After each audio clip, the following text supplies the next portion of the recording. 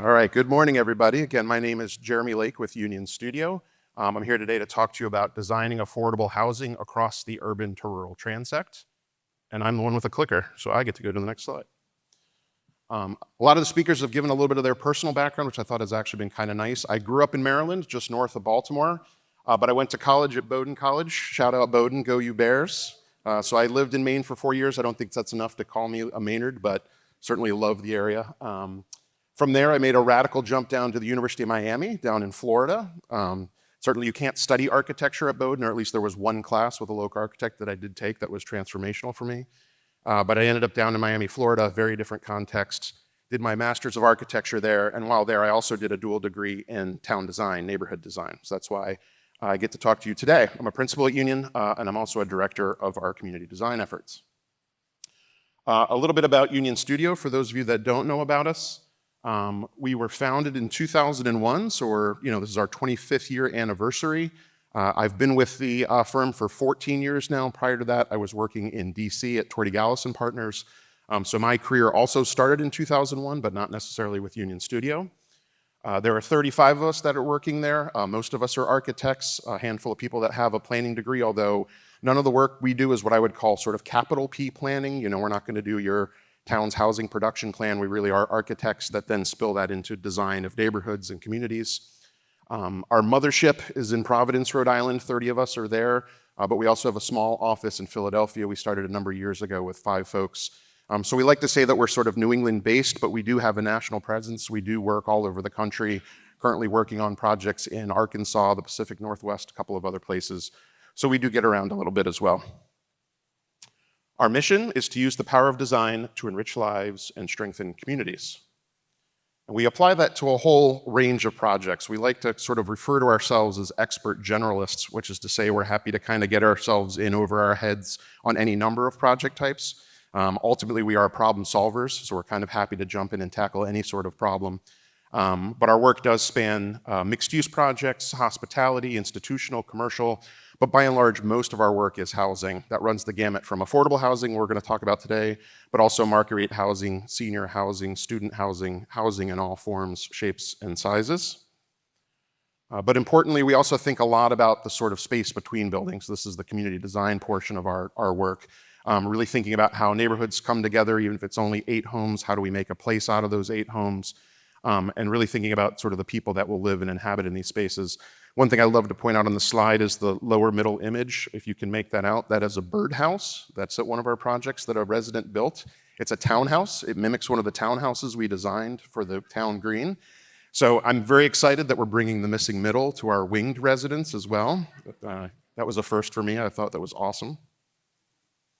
But today we're here to talk about affordable housing. And for us, we certainly do what we will call capital A affordable housing, which is to say deed restricted, tax credit financed projects where it's 100% affordable units. But we also work on a number of projects where there's mixed tenure. Some of you, if you were yesterday at the presentation with George and Jen talking about the 40B in Massachusetts or the comprehensive plan permit in Rhode Island. Connecticut has the 830G. I don't know if Maine has something similar, but a private developer, if they're willing to do, say, 25% of the homes as affordable, gets a little bit of flexibility in how you deliver that project. And a number of the communities we work in, zoning's really outdated. This is a really useful tool for someone like me who wants to come in and break all of the rules. I'm allowed to do so as long as we do a good job and hopefully convince the community that it's a lovely project at the end of the day. So we work on these projects from the scale of full-on new neighborhoods, block streets, the whole 9 yards, pocket communities, which is kind of what I'm thinking of, think of like a 3 to 5 acre site where there's maybe, whatever that is, 20 to 50 units, depending on what you're doing. In New England, there aren't a lot of really big leftover sites looking for whole new neighborhoods. A lot of it is sort of little infill pieces here and there. We do infill sites in more urban conditions, a limited amount of mixed use that's in combination with affordable housing. We have some adaptive reuse, historic preservation, older properties that we're able to save and convert into affordable housing. Working with a lot of clients that have a big portfolio already of affordable housing, maybe doing moderate rehabs of some of the projects they already own and operate. And the last one there in the lower right-hand corner, again, trying to bring this issue to as broad an audience as we can. Sometimes we transition from calling it affordable maybe into attainable, where there's a notion that maybe it's market rate, but it's trying to bring down a price point so folks can afford it. And so we're dabbling with things like prototypes. The speaker later this afternoon, Eric Kronberg, and we have been working together on a number of pre-approved plans. So again, trying to tackle this issue at a variety of contexts and scales. And we work on this in a range of different contexts, and that's really what we're going to talk about today. So I'll circle back to this in a little more detail. We also want to always remind ourselves we do this for a range of different folks. Ultimately, this is housing. These are homes for people. Those people come from a variety of different backgrounds. They have a variety of different needs. Their household sizes and types may be over a fairly decent spectrum. So we're always trying to think about the end user and how folks that are going to live there are going to inhabit these places and hopefully form community with their neighbors. So our approach to affordable housing, I should note that a lot of the sessions have been awesome and about policy, which is great. As the architect, I'm aware that my role is to be the eye candy portion of the conference, not me personally, but the slides that I'm going to show here. So I promise this is one of the very few word slides. Most architects like to do picture slides, so we're going to have a bunch of those coming up. We recognize the challenge of creating affordable housing. It's been part of our portfolio. It's part of my work ever since I began. And what's, for better or worse, it's really become an issue that's at the forefront now at a national level. Everybody's talking about the housing crisis. 25 years ago, not a lot of people were talking about some of these challenges and some of these issues, but they've always been there. Many examples of affordable housing in the past were not done particularly well. A lot of well-intentioned projects that ended up needing to be torn down because they tried to sort of pivot or do something new, different, creative. For us, it really is, with all of our work, it's about referencing what we've done sort of in the past collectively that we think works. This includes designing buildings that are efficient and beautiful so that future generations will continue to love them. Our goal is always to integrate a new project into the existing broader community. Nothing we do wants to sit in isolation. It really is sort of understanding the neighborhood, the community that's around you that you're hopefully stitching into. Affordable housing serves everyone, and really what we're trying to suggest here is when we don't sort of distinguish our affordable housing approach from our non-affordable housing approach. It's all housing. We think of it sort of tenure agnostic, and so it's really important for us to bring the same seriousness of purpose to any project that we are working on. So here begins the eye candy, just a smattering of images of some of the projects that we've worked on. These are all affordable housing projects. So again, big and small, maybe more traditional, more contemporary, more rural, more urban. We've worked in a number of different contexts, and that's what we're really going to focus on today. I should also share that we were really thrilled a couple of years ago to be named the Gindros Award for Excellence in Affordable Housing by the Institute of Classical Art and Architecture. This is an award they started in 2022. Ray Gindros was the initial recipient. We were the second recipient of it. It caught us off guard. We were really thrilled by that. We didn't even know anybody was aware of what we were doing up in our little corner of New England working on these affordable housing projects. But this sort of national recognition was really meaningful and awesome for us. So first I want to talk a little bit about the challenge of designing affordable housing. And really what this boils down to is that there are a number of givens that no matter what project it is, where it is, there's a number of things that we always have to address every single time. And a lot of these are the same things that any project has to face and address, things like local zoning ordinances and state level codes. Some of our projects, if the funding is coming from a federal source, there's then another layer on top of that of federal regulations, guidelines, things we need to be aware of. And I think what's important to note here, again, this isn't unique to affordable housing, but that's worth noting that there's no sort of hall pass for affordable housing, like, oh, we're going to take it a little bit easier on you guys, because you're trying to do this at a different price point that the market's having a hard time trying to deliver. We have to wrestle with all of these things too. Then layer onto it challenges of building code, energy code, life and safety code, and unique to affordable housing can be the fact that depending on who your funding source is, they may have their own set of sort of guidelines and regulations. A unit cannot be bigger than X number of square feet. The bedroom must be a minimum of this square footage. And even the developers sometimes that we work with, again, we work with a wide range of affordable housing providers, everything from small local CDCs to housing authorities, but we also work with groups like Penrose and POA who are doing this work all over New England. And they have their own sort of guidelines to help them sort of be efficient in the way that they manage properties. So we've got to consider all of these things every time, and there's a lot of consistency in those things from project to project. Obviously, budget financing is always a constant concern and a constant challenge we have to address. And last, NIMBYism. Again, any project can face NIMBYism, but affordable housing is in this unique position. If we all know NIMBY means not in my backyard, but that's the second half of the statement. It's usually I'm totally in support of the idea of affordable housing in my community, just not in my backyard, right? And so you have to wrestle with having those tough conversations with those neighbors, often a very public forum, often in things like planning and zoning board hearings. And the key here is just to sort of, you got to just fight the good fight, have the conversation, do the tough work and make sure you make your way through it. I should note on that front that I'm not typically one who presents to an audience of folks like this. I'm usually in front of a planning or zoning board with a few angry neighbors. So if a few of you could scowl from time to time, or maybe just say, that'll never work, just in a just audible tone, maybe some arm crossers in the front row, that would be awesome. You guys are too friendly so far. I couldn't agree more. I'm just kidding. All right, so the challenges with all of those underlying givens, one scenario could be that you kind of perfect the exact 2-bedroom townhouse that works, replicate. And for us, it's important to try to find ways to sort of fight back against that. And what we found is, while there are a lot of limitations on things like budget and code, we got to address those things every time. For us, the solution really becomes how to utilize the more flexible design aspects of community design, how those buildings maybe come together, or the way that we treat the landscape between the buildings.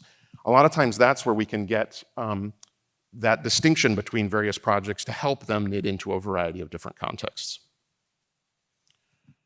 So when we talk about the rural to urban transect, I'm sure there's a number of folks in the room who are familiar with the term transect, but I'm also sure there's a number of folks that aren't familiar with what the term transect means. My introduction to this was in my marine biology class at Bowdoin College, go you Bears, where we went out and looked at the Maine coast, and looked at this sort of cross-section where you could see there are places that are basically always underwater. There are places that are, when the tide is, out, are sometimes underwater. There are places that are never underwater. There are places where the churn of the waves coming in and out has an impact on basically what sort of plants and animals can exist in each of these zones, right? And so you begin to learn that there's varying conditions, varying expectations across this transect. So for instance, if you were trying to track down a little snail, your best chance for finding that little snail is probably in the little tidal pools where it's mostly wet most of the time, but there's not a lot of wave action, et cetera, right? So it's just a way of thinking about how you might expect things to sort of arrange themselves, or where you might expect to find varying things. And what's interesting is if we really sort of try to simplify the diagram of how cities, towns, and places are built, oftentimes we can find a similar pattern, that there are certain conditions we might find in a more rural setting, and certain conditions we might find in a more urban setting, and then there's this sort of transition that happens between those places. And again, that's what we call the transect from an urban design sort of perspective. And in the Congress for New Urbanism, they've actually gone ahead and tried to really codify these things, like how scientific can we make this, right? So there's this idea of these varying transect zones. The T stands for transect, so T1, T2, up to T6.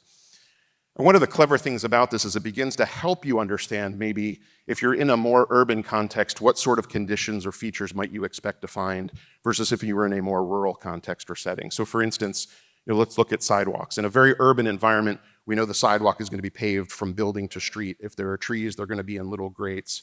But as we start to find our way further out of town or into less urban conditions, suddenly those tree grates give way to maybe a linear row of street trees in a grassy strip. Eventually we get far enough out, those trees become less formal and a little bit more informal. Eventually the sidewalks themselves disappear. So again, this is a very useful tool, especially if you're doing things like form-based codes. But again, really today, what I just wanted to share is that this is kind of the frame by which we're trying to think about this. When we're talking about what makes something more rural, something more urban, or something in between, this is the mindset that we're thinking about. And when we reflected on our own work in affordable housing, this is not sort of scientific, but a gut feel about where our projects tend to land. So the majority of them tend to be in this sort of general urban, suburban zone, because that's really, in many cases, the typical condition of most sort of New England villages, right? You've got Boston, Portland, Providence there on the far right. Far left is very natural areas where no one's supposed to be. And I think a lot of our towns and places, like if we think of Skowhegan, you're probably on the main street of town, you're at maybe a T4, T5, pretty quickly you're into a kind of T3, and before you know it, you're out in a T2. So most villages around New England, around Maine, probably fall within a couple of these, right? So today I want to share with you 4 projects that we've done that basically inhabit sort of 4 of these transect zones, again, to illustrate some of these points around community design and how we apply them. So On the far left, Charleston, Rhode Island is a fairly rural community. There are a couple little mill villages located there, but by and large, things are pretty spread out. And we have a project there called Shannock Falls we'll be talking about.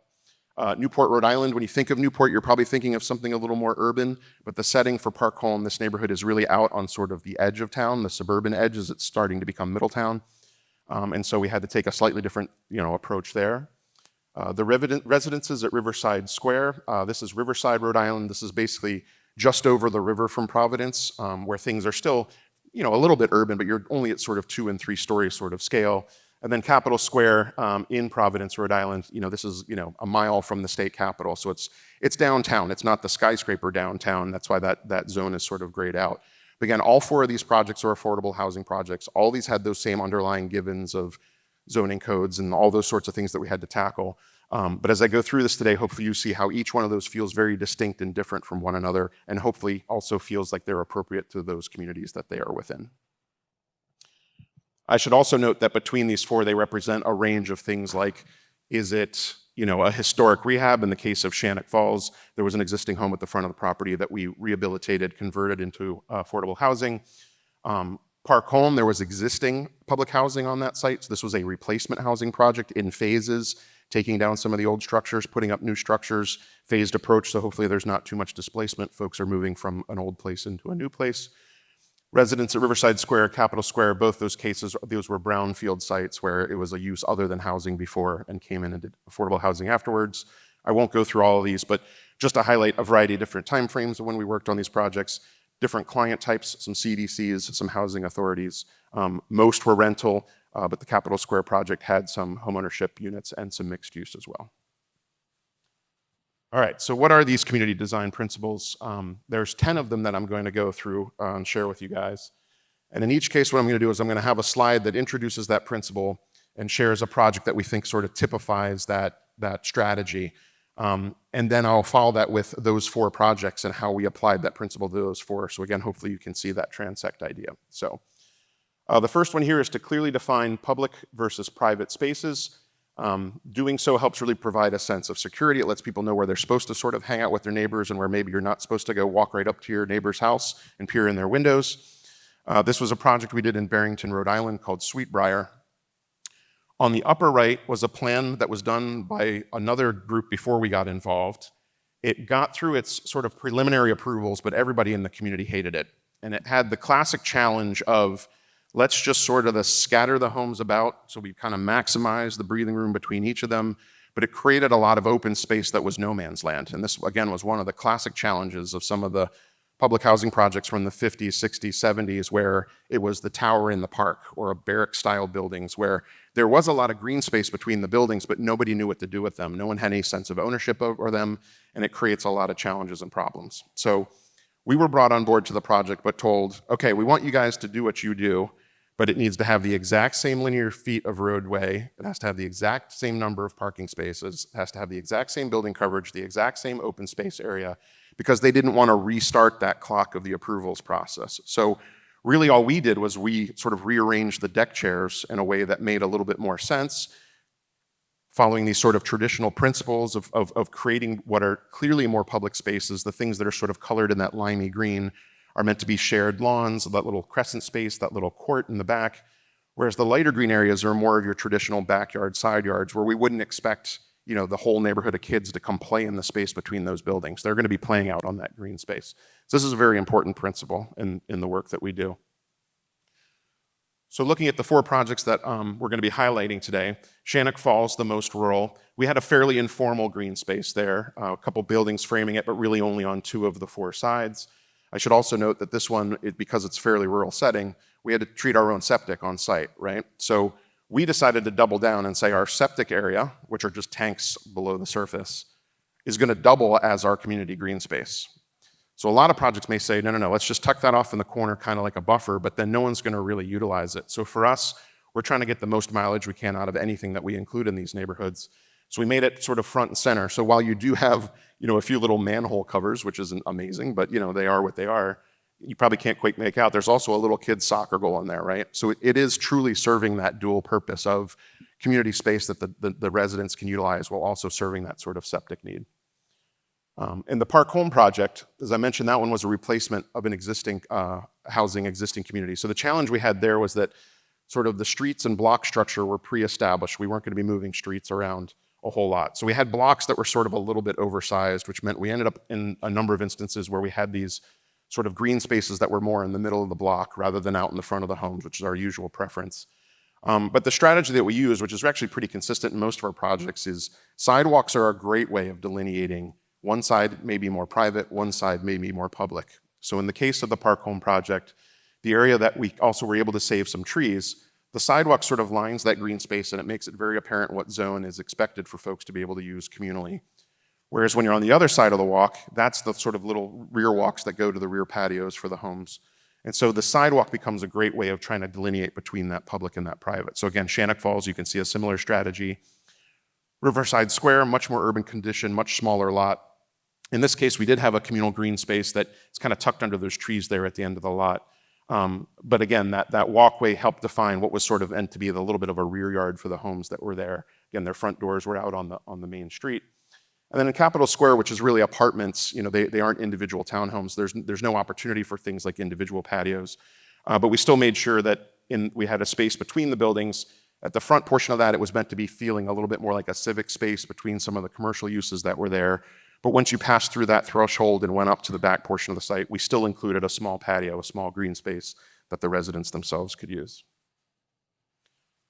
All right, so the second principle is include features that foster a sense of community. So in addition to those green spaces, how do you then also continue to create a bit of a social infrastructure that makes sure everybody feels connected to one another?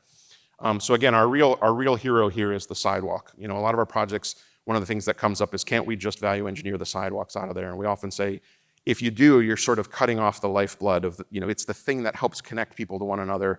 It's what signals that I'm expected to go out. I can go for a walk, take my dog for a walk. Pair that then with the units themselves having front porches. Now we've created a situation where one resident may be out hanging out on a nice day, another resident may pass by. That's how community is formed, right? You need to interact with your neighbors. So porches, sidewalks are important features. This is actually an example of a 40B project in Massachusetts. And so the 4 homes you see here, one of those is deed restricted affordable, the other 3 are market rate, but you can't distinguish one from the other. And so how did we apply that principle across the rural to urban transect? In the case of Shannock Falls, this image, tough to see, but there are front porches on each of the units. But you can see this sort of informal network of sidewalks that try to take you through and deliver you to each of those different corners and homes. Park Home, slightly more formal, sidewalk running along. In this case, we have a series of porches or stoops. Some of those buildings are townhouses, but some of those, we'll get into this in a bit, are like stacked units. And so that may be a common stoop shared between 2 or 3 units. Riverside Square now getting to be a little bit more urban. Front setbacks are a little bit tighter. Instead of sort of a more traditional sort of porch detail, we just have more of a covered entry at this point, so a little canopy, but still a little stoop where a kid go out and sit and wait for his friend to show up when they're going to walk to school together. And then last but not least, Capitol Square, the building really right up on the street, in part because it has commercial uses on the ground floor. So in this case, the entries are actually recessed into the building. So again, thinking about how the entry connects to the public realm, but also thinking about how those frontage conditions are very different between those different contexts, more rural to more urban. If we'd done something we did in Capitol Square in Shannock Falls, it would feel completely out of place and vice versa. Next is to try to create communal moments. So in addition to that sort of infrastructure that runs around, one other consideration we try to think about is whatever common features we do have, and sometimes these projects aren't very big, so it's not like there's going to be a big community building, but there may be a common laundry room, there may be the shared mailboxes. This project in Exeter, Rhode Island, Pineview Apartments, had a bus stop that was integrated into it. So one strategy can be, and sometimes we do this, is to distribute those sort of common amenities around the site as an excuse for people to kind of move around. But in this case, we thought it really made more sense to consolidate those into one location so that maybe someone waiting for the bus will see their neighbor who's come to collect their mail, and they'll strike up a short conversation in the 4 minutes he's waiting for the bus to turn up. We loved that someone actually came and put a little free library. That's the little yellow box in the middle there, further reinforcing that idea, right? This was the spot. We put a stake in the ground of where we hoped neighbors would come together, and someone picked up intuitively, this is where we plant the free library, right? So again, a variety of solutions that were employed between these 4 projects. Upper left-hand in Shannock Falls, we had this one set of townhouses that had this sort of walkout condition. And again, because there are rules on how big the units could be. We couldn't just sort of give those basements to those units and make them X% bigger. So instead we said, well, maybe this is the place we can put our common laundry room. This is where we could put our shared mailboxes. Just out of the image, we actually have a picnic table and a little sort of court area. So this was meant to be that little gathering space, again, for what is only 12 units, right? These aren't big neighborhoods. These are relatively small pockets. In the case of Park Home, it is a much bigger community, so they did have a dedicated community center. But we did think it was important to periodically include little moments like a bench that would promote social interaction, people hanging out. I like to tell the story of my sister when she graduated from college, moved to DC. And she was in one of these classic garden apartment communities that was beautiful, brick architecture, framing all these great green spaces. But they were all just kind of lawns and walkways. There was nowhere to actually sort of utilize those spaces, except in one instance, there was a single bench in the middle of one of these green spaces. And every Friday, people would come out, they'd bring their beer, they'd bring their cheese, and they'd all hang out and they'd have this happy hour. So suddenly you'd have 30 people standing around a single bench. It's kind of ridiculous, but the point was it put that stake in the ground of this is a spot that we're hoping people will do something. And people did do something. They picked up on that cue. So a simple bench can do a lot, especially in the absence of more robust community infrastructure. Lower left, Riverside Square, the point we were trying to highlight here is because this was in a slightly more urban condition, we didn't have to work very hard at creating a lot of community amenities because the community already had the amenities. There were a lot of little local restaurants, shops, barber shops, all the things that you need in your daily life. So those folks were obviously pretty well connected to their broader community. And then Capitol Square takes it a step further by being mixed use, literally pulling some of those more broad community uses literally into the ground floor of the building to foster those connections. So here you see a little barber shop that's on the ground floor corner of one of those buildings. All right, next up is promote connections. This we think is very important that sometimes there can be an impetus, especially from the residents who aren't thrilled about the idea of affordable housing in the community to say, can you just kind of push it back 30 feet and plant a bunch of pine trees in front of it so we don't have to even see it? And we obviously rally very hard against that notion because that's not the broader point. The broader point is to help foster connections to the broader community. So for us, it's always important to think about not only the vehicular access that you are required to do from a fire safety standpoint, but also what sort of pedestrian connections can you make out to the broader community? What sort of visual connections can you make so that everyone feels like they are neighbors to one another, whether or not you're in the affordable housing or not in the affordable housing. The example we're showing here is Cottages on Green. This is in my town of East Greenwich, Rhode Island. So these are a series. In this case, the affordability was achieved by making very small units. So these are 500 to 700 square foot cottages, sometimes attached, sometimes detached, very dense. This little cottage court, it's probably hard to make out, but at the tail end of that, there was a dead-end street. And so this effectively became like a pedestrian extension of that street. And it was meant to sort of welcome the community to come pass through here. Obviously, certain design ideas to make it clear that they didn't want me as a neighbor from 4 blocks away to pull up a lawn chair and hang out in that green space, right? But you still felt like you could go for a walk, pass through, say hello. All right, so how did we do that in some of these other situations? So Shannock Falls was an interesting condition because it's a more rural community.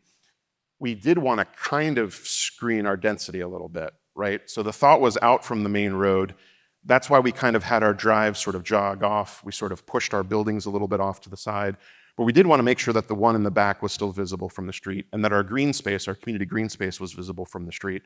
So you were still aware that there was a community back there, but it wasn't sort of completely in your face. We really allowed the home up front to still have that sort of dignified presence out on the street.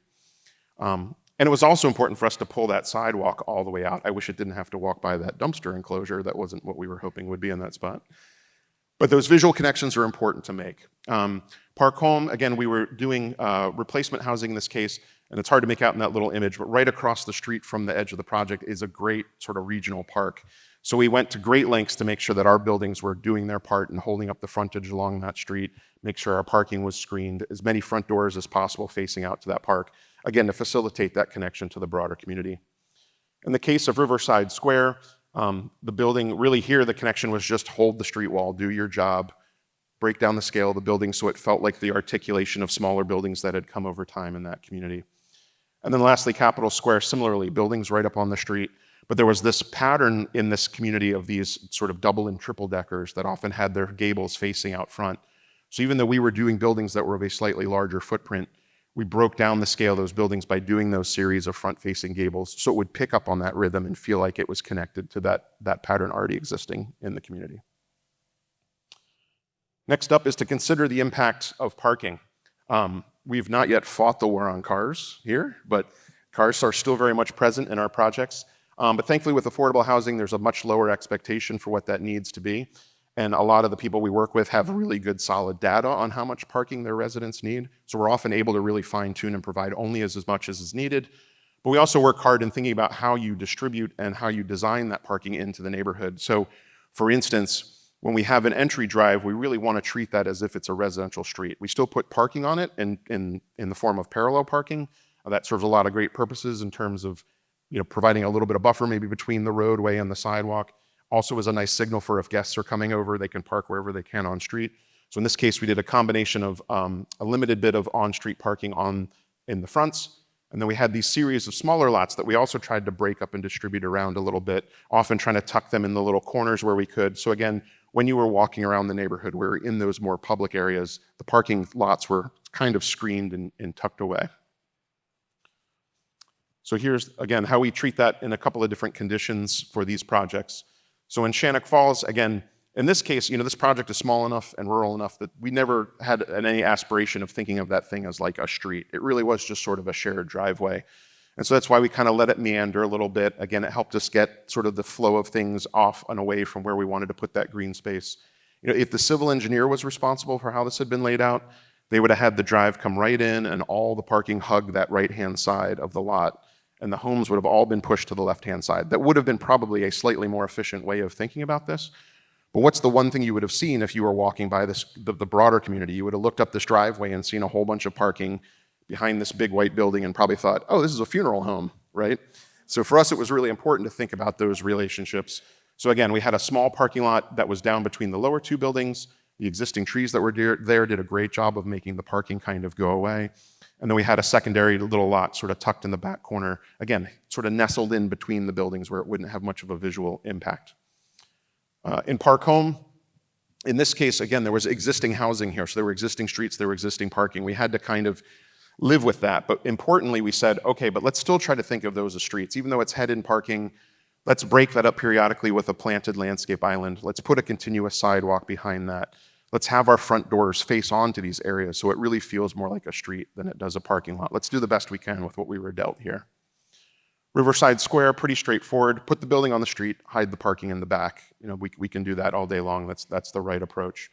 But I think Capitol Square is one of the interesting case studies. So we intentionally put the parking sort of to one side, sort of slid the drive past the sort of larger building, because we wanted to preserve the zone between the two buildings as this more sort of communal public space.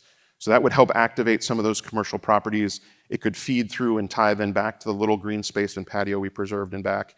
Again, what would the civil engineer probably have done? And I'm sorry if I'm picking on civil engineers, but we always pick on civil engineers.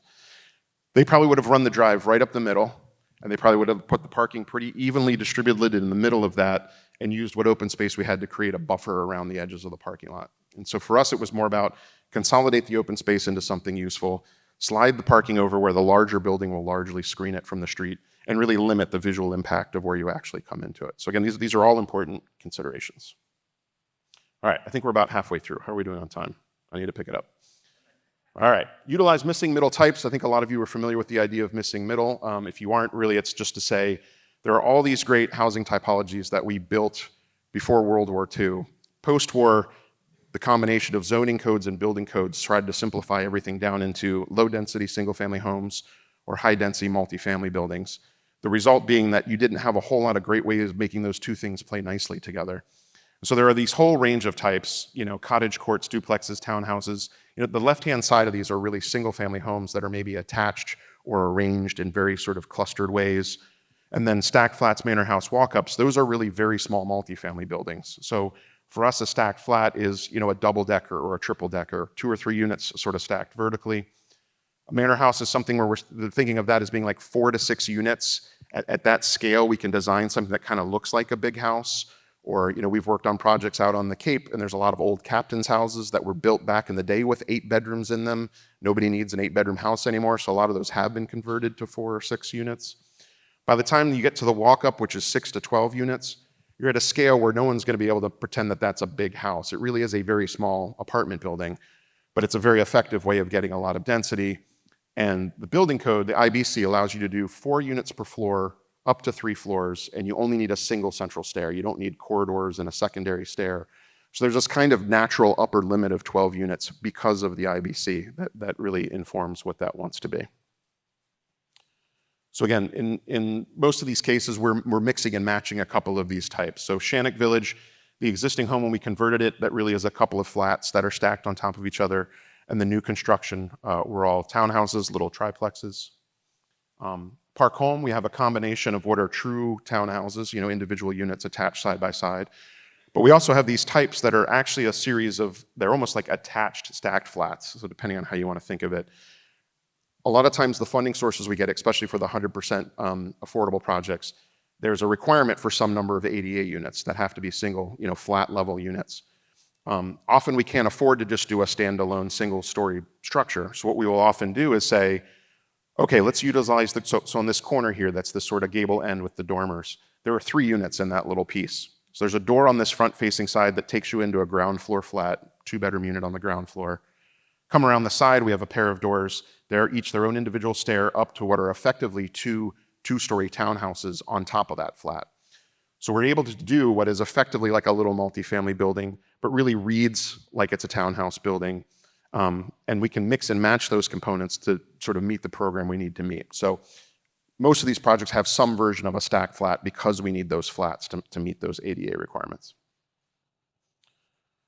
Riverside Square, in this case, again, the townhouse is in the middle. And what you're seeing here is both of those ends are basically 6-unit buildings. So if we look on the right, the sort of skinny 3-story bay, those are 1-bedroom units, 3 of them stacked on top of each other. The wider bay are 2-bedroom units stacked on top of each other with a common central stair. So you've got 6 on the end, 6 on the end, 4 in the middle. So this is a 16-unit building. But again, we didn't design it like a corridor building. We tried to treat it like these series of smaller buildings that were attached together. And then last but not least, Capitol Square is an example of one of those walk-ups. So in this case, like this module here on the left, commercial on the ground floor on the left and right, the resident door is that little door in the middle. That's a stair that takes you up, 4 units on the second floor, 4 units on the third floor, again, what the IBC allows us to do. And then on the right, we just effectively glued 2 of those together. So I had the fire separation down the middle to make those work. So these are examples of the walk-up type with commercial use in the ground floor. All right, this is an important one. Reflect the local context. So our goal is always to make our projects feel like an extension of the community that they're within. We're not trying to be special or stand out or, we really do work hard at trying to find examples in the local context, the local community that we can reference. So in this case, we have a couple of buildings in the lower right. This is in Hyannis, Sea Captain's Row is the name of the project. We saw this pattern of these homes that were this sort of 2.5-story gable facing the street, what we were calling sort of the head, and then the extension off the side that we were calling the tail. And so the new buildings we were proposing, that one there on the right, that's anywhere from 6 to 12 units, depending on if there are more 1-bedrooms or more 2-bedrooms. And we tried to pick up on that same pattern of that sort of 2.5-story gable with the tail. The difference here is obviously we are, at the end, are designing 3-story buildings, not 1.5-story buildings. And I will say this is a common trick we use when we have to do a 3rd floor. We try to effectively bring the roof line down to the 2nd floor. So like you could see the existing home in the image on the right, predominantly 2-story stuff in this part of town. We're a 3-story building, but we've made it, your eye goes right to that eave line. And so you see it as a 2-story building that happens to have some units tucked up in the attic. And when you really focus on those dormers, those are not classic traditional, most towns' design guidelines would say you can't build a dormer like that. We're kind of like, whatever, we're doing the best we can here. We got to do something here to break down the scale of this thing. And so you can see there on the right, that is truly a 3-story building, but we've tried to play with the way the 3rd floor is arranged so it really comes down and feels more like 2.5 stories. So in this case, what we're showing you is sort of local context and what we proposed. So the upper 2 images are the Shannock Falls. The left is existing historic. This was a mill village, so there were all these worker duplexes that had this kind of quirky 1.5-story where the upper floor has these little sort of stubby windows. So we picked up on that same pattern in the triplexes that we designed. Park Home, the immediate neighbor to us, was an earlier rehab that had been done, creating these homeownership homes in the 90s. They look like they're from the 90s, right? They're like this kind of like postmodern traditional sort of thing. So we decided to kind of riff off of that, maybe be a little bit more straight-laced, traditional. But again, the point was to try to make these things feel like they belonged with the neighbors that already existed. In the case of Riverside Square, again, we were at this transition between what was the commercial zone, and you can see once you get past our project, it becomes very residential. So we were picking up on some of the forms of maybe some of the flat roof mixed-use structures that were in the commercial area, but then making them residential as a way of transitioning to then the neighbors that were just down the street. And I already mentioned the Capitol Square strategy where these triple deckers with all the front-facing gables, we try to just pick up on that pattern even though our building type was different. All right, I think I only have like 2 left. Oh, I'm not. Oh. All right, balance, repetition, and variation. With affordable housing, there's obviously a lot of benefit in using repeated types. Like once you've got a good 2-bedroom unit, you're going to repeat that 2-bedroom unit. But you don't want to do it ad nauseum where it creates, a real challenge, a real issue. So for us, it's always about trying to figure out, even if the townhouses or the buildings are the same, how can we orient them differently, use a variety of colors to create that interest when it's appropriate. And sometimes if the project is small enough, we're not working so hard to try to necessarily color every unit a different color. We're trying to make something that feels appropriate to that scale and use. In the case of Capitol Square, we painted them all the same color, but we knew we had a lot of visual interest already between the storefronts, the bay windows, et cetera. Create a sense of ownership to the degree we can. We try to make sure that there are individual entries for each of the units. Create little spaces like little rear yards, have your own front stoop, because ultimately, again, there's people that live in these homes, there's families that live in these homes. So how can you make sure they feel like they belong and that that's their home? And then lastly, dignified design built to last. I love this image. On the left was a historic building that we saved and repurposed as affordable housing. The right was a new construction infill building, that was filling in some of the gaps in the smile along the street. And if you really focus on these two, it's no question who wins the beauty contest. The one on the left is way better. But we did our best to try to at least pick up on some of the patterns so that the casual person walking through the community may not notice that one was older, one was newer.